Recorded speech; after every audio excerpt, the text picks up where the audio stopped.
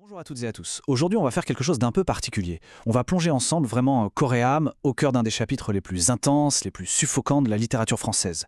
Je parle bien sûr du chapitre 34, du Dernier jour d'un condamné de Victor Hugo. Alors préparez-vous, parce qu'on va décortiquer comment Hugo, en à peine quelques paragraphes, nous fait vivre de l'intérieur l'effondrement total d'un homme face à sa dernière heure. Voilà, le chapitre s'ouvre et dès la première phrase, on est happé. Écoutez bien cette confusion. Une heure vient de sonner, je ne sais laquelle. Tout est dit. Le temps, ce repère si fondamental, devient flou, incertain. Hugo ne nous décrit pas l'angoisse, non, il nous y plonge la tête la première.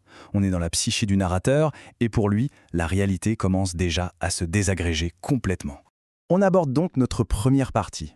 On ne va pas juste lire ce texte, on va vraiment essayer de ressentir seconde après seconde ce que ça signifie, d'entrer dans l'heure suprême. C'est un véritable point de bascule psychologique. À ce moment précis, le monde extérieur n'a plus aucune importance, il s'efface devant un chaos intérieur absolument vertigineux. Ce qui est absolument génial ici, c'est la façon dont Hugo matérialise l'angoisse. Le son de l'horloge, normalement si clair, est brouillé. Et à la place, il entend quoi? Un bruit d'orgue. Ce n'est pas un hasard, bien sûr. L'orgue, c'est l'instrument des églises, de la solennité et surtout des funérailles. C'est comme si le son de sa propre fin résonnait déjà dans sa tête, court-circuitant tous ses sens. Il perd pied avec le réel. Alors face à l'horreur du présent, une horreur qu'il ne peut plus supporter, que fait l'esprit humain? Eh bien, il s'échappe, il fuit, et le narrateur se réfugie dans la seule chose qui lui reste, son passé, ses souvenirs. Mais attention, cette fuite n'est pas un réconfort. Comme on va le voir, elle va devenir une nouvelle forme de torture, un miroir impitoyable de tout ce qu'il a perdu. Et là, on touche à un point psychologique fondamental. Avant d'être condamné, le narrateur était rongé par la culpabilité, par le remords de son crime. Mais depuis le verdict, tout a changé. La peur brute physique de la mort, a tout balayé sur son passage. Il n'y a plus de place pour rien d'autre. C'est une critique féroce de Hugo. Le système judiciaire ne répare pas. Il anéantit toute forme de sentiment humain, même le repentir. On arrive ici à l'une des métaphores les plus célèbres et les plus poignantes de l'œuvre. Une image d'une puissance incroyable. Elle résume toute une vie en une seule ligne. On va prendre le temps de la déballer, de la décortiquer ensemble. Cette métaphore, elle se déploie en 3 actes. D'abord, l'étoffe dorée. C'est l'image de la préciosité, de l'innocence, d'une jeunesse pleine de promesses. Puis, la rupture brutale, une rivière de sang. C'est le sang de sa victime, bien sûr, mais aussi le sien qui s'apprête à couler. Et enfin, l'extrémité sanglante. Le bout de cette belle étoffe est taché de sang. Pas seulement à cause du crime, mais surtout à cause du supplice qui arrive. C'est toute la thèse de Hugo qui est là. La société achève une vie avec la même violence que celle qu'elle prétend punir. Le narrateur a ce sentiment terrible que sa dernière année est comme une erreur, une pièce qui ne colle pas avec le reste de sa vie. Le mot qu'il utilise, dépareillé, est très fort. Ça suggère une rupture totale de logique. C'est comme si cette année de crime et de punition avait été collée de force sur son existence, rendant sa fin encore plus absurde, encore plus tragique. Allez, passons maintenant à l'arsenal de l'écrivain, les mots. Parce que chez Hugo, et particulièrement dans ce chapitre, chaque mot est pesé, chaque adjectif est une arme.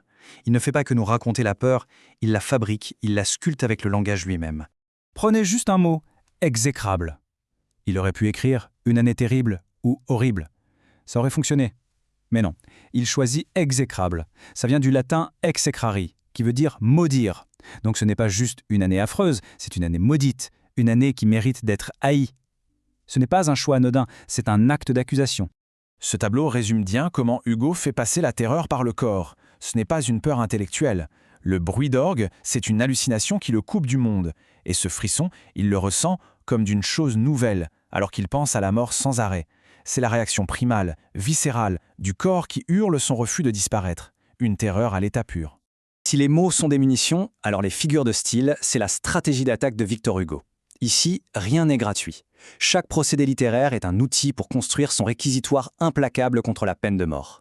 C'est littéralement la plume qui se bat contre la hache. Concentrons-nous sur cette phrase juste un instant. Misérable loi et misérables hommes. Vous entendez ce rythme, cette répétition qui martèle? Hugo utilise ici une figure de style très efficace, qu'on va identifier tout de suite.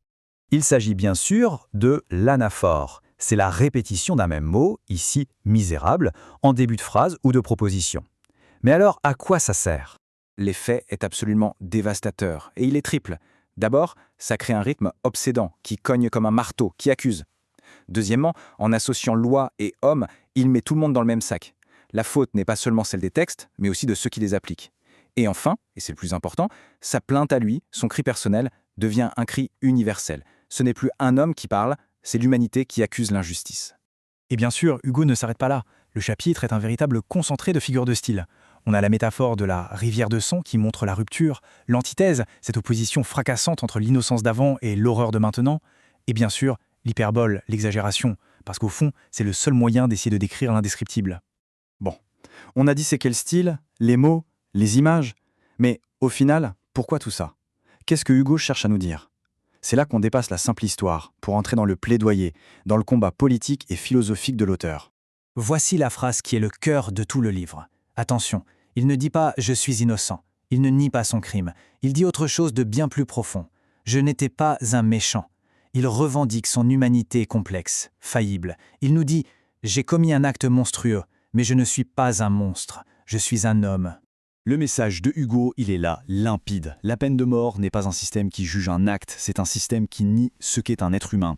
En le réduisant à son crime, en le tuant froidement, la société se rend coupable d'une barbarie au moins aussi grande, si ce n'est pire que celle du criminel qu'elle punit. Et c'est là tout le coup de génie de Victor Hugo. Il ne nous sort pas des statistiques ou un grand traité de droit, non. Il nous prend par la main et nous force à vivre les dernières pensées, les dernières sensations d'un seul homme. Et c'est en vivant cette expérience intime et terrifiante qu'il nous oblige à tout remettre en question.